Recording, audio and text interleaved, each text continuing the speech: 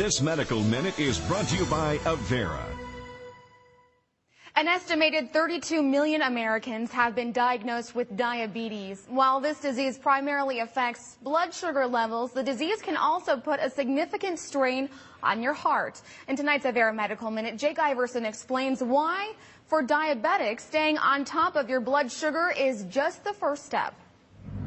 Diabetes and obesity numbers are expanding faster than the average American waistband. As the weight of the nation increases, heart disease is rising right alongside. We've found that diabetes actually has the same risk factor association as someone who's already had one heart attack. In fact, for men, having diabetes doubles their risk of heart attack.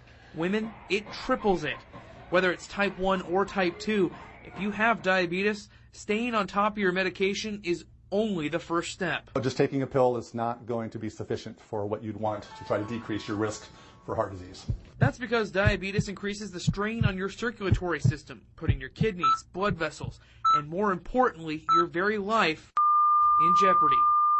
It has to do with damage to the inside layers of the blood vessels.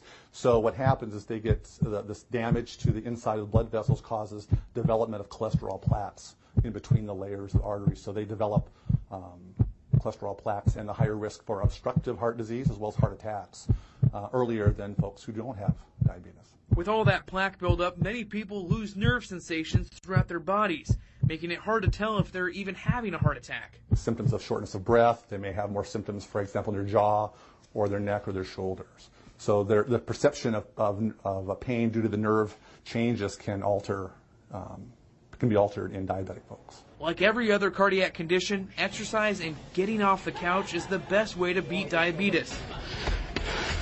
Keeping on top of your blood sugar is also critical, but having diabetes should be all the motivation to make sure you're living a healthy life. Absolutely. If you have diabetes or pre-diabetes, it should serve as a warning indicator that you want to assess all your risk factors, see your doctor, anything that needs to be adjusted, anything you can modify from a risk factor standpoint is what you'd want to do to minimize your chance to need cardiologists like us.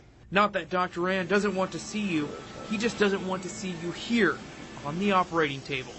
With your Avera Medical Minute, I'm Jake Iverson, KSFY News.